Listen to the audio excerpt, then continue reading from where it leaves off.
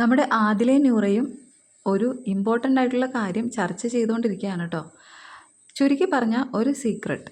ആരെ പറ്റിയെന്നല്ലേ? നമ്മുടെ വേറെ ആരെയും പറ്റിയല്ല, നമ്മുടെ ബിഗ് ബോസിലെ സ്വന്തം അനീഷിനെ പറ്റിയാണ് നൂറ ആദിലയോട് പറയുന്നത്. ഇനി എന്താ പറയുന്നതെന്ന് വെച്ചാൽ, അനീഷ് എങ്ങനെ ഇവർക്ക് ഒരു മികച്ച ഒപ്പോണൻ്റ് ആണെന്നും അനീഷിൻ്റെ കഴിവുകളും അനീഷ് എങ്ങനെ ഹൗസിൽ നിൽക്കുന്നു എന്നുള്ളതുമാണ് നമ്മുടെ നൂറ ആദിലയോട് പറയുന്നത്. ഫുഡ് അങ്ങോട്ടും ഇങ്ങോട്ടൊക്കെ വാരി കൊടുക്കുന്നുണ്ട്. നൂറ ആദിലേക്ക് വാരി കൊടുക്കുകയാണ്. അതിനിടയിലാണ് ഈ സംസാരം. ആദിൽ ചോദിക്കുന്നുണ്ട്, നീ ആരെ പറ്റിയാണ് ഈ പറയുന്നത്? നൂറ പറയുന്നുണ്ട്, വേറെ ആരെ പറ്റിയുമല്ല, അനീഷേട്ടനെ പറ്റിയാണ് പറയുന്നത്. കാരണം അനീഷേട്ടൻ ഈ ഹൗസിൽ മികച്ച രീതിയിലാണ് ഗെയിം മുന്നോട്ട് കൊണ്ടുപോകുന്നത്. ടോപ്പ് 5 എത്താൻ പറ്റുന്ന ഒരു കണ്ടസ്റ്റൻ്റാണ് അനീഷേട്ടൻ. അനീഷേട്ടനിൽ കുറച്ച് നല്ല ക്വാളിറ്റീസ് ഞാൻ കാണുന്നുണ്ട്. അപ്പോൾ ഞാൻ അനീഷേട്ടനെ അറിയാതെ തന്നെ അനീഷേട്ടനെ ഇങ്ങനെ ക്യാരക്ടറൊക്കെ നോക്കി പഠിക്കുകയാണ് എന്നാണ് നൂറ പറയുന്നത്.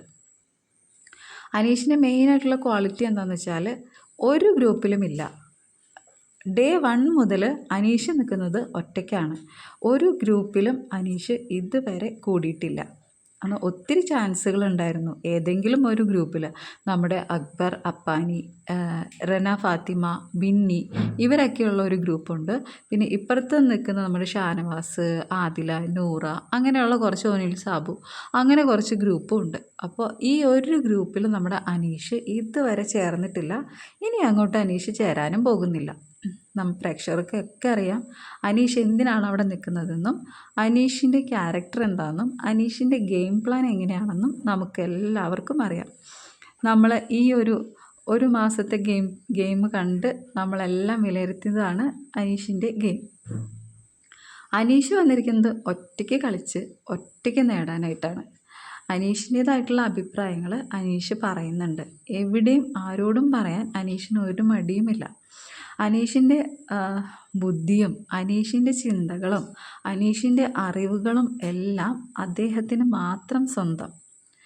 എന്നാൽ മറ്റുള്ളവരെ സഹായിക്കുന്നതിലും അല്ലെങ്കിൽ ഹൗസിൽ എന്തെങ്കിലും ഒരു പ്രശ്നം വരുമ്പോഴും എല്ലാവരും നോക്കി നിൽക്കുന്ന സമയത്തും നമ്മുടെ അനീഷാണ് അവരുടെ ഇടയിൽ കയറി നിന്ന് ആ വഴക്കുകളൊക്കെ കോംപ്രമൈസ് ചെയ്യാനായിട്ട് നോക്കുന്നത്.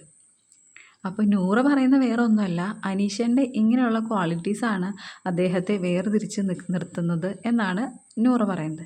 പിന്നെ അനീഷേട്ടൻ വാക്കുകളൊക്കെ സൂക്ഷിച്ചാണ് സംസാരിക്കുന്നത്. അതായത് അതിലോട് പറഞ്ഞു കൊടുക്കുന്നുണ്ട്, ബേബിക്ക് എപ്പോഴും ഇങ്ങനെ ദേഷ്യം വരുമ്പോൾ നമ്മളെപ്പോഴും കൺട്രോൾ ചെയ്യണം. മറ്റുള്ള ഫാമിലി മെമ്പേഴ്സിൻ്റെ വീട്ടുകാരെ പറയരുത്, വീട്ടിലിരിക്കുന്നവരെ പറയരുത്, അല്ലെങ്കിൽ ബാഡ് വേർഡ്സുകളൊന്നും തന്നെ നമ്മൾ യൂസ് ചെയ്യരുത്. അതൊക്കെ നമ്മുടെ മുന്നോട്ടുള്ള യാത്രകളെ ബാധിക്കും എന്നാണ് നൂറ പറഞ്ഞു കൊടുക്കുന്നത് നമ്മുടെ ആദിലയോട്.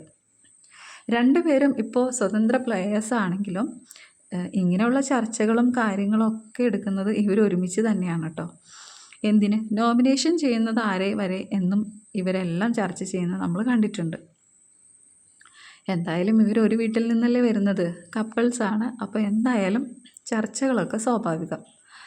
അപ്പോൾ നൂറ അനീഷിൽ ശ്രദ്ധിച്ച കുറച്ച് ഗുഡ് ക്വാളിറ്റീസാണ് ഇവിടെ പറയുന്നത്. അതങ്ങനെ തന്നെയാണ്. നമ്മുടെ അനീഷ് വന്നിരിക്കുന്നത് ഒറ്റയ്ക്ക് കളിച്ച് ഒറ്റയ്ക്ക് നേടാനായിട്ടാണ്. അദ്ദേഹത്തിന് അദ്ദേഹത്തിൻ്റെതായിട്ടുള്ള സ്വതന്ത്രമായ അഭിപ്രായങ്ങളും ഗെയിം പ്ലാനുകളും ഉണ്ട്. അപ്പോൾ കൂടുതൽ അപ്ഡേറ്റ്സിനായിട്ട് കാത്തിരിക്കുക.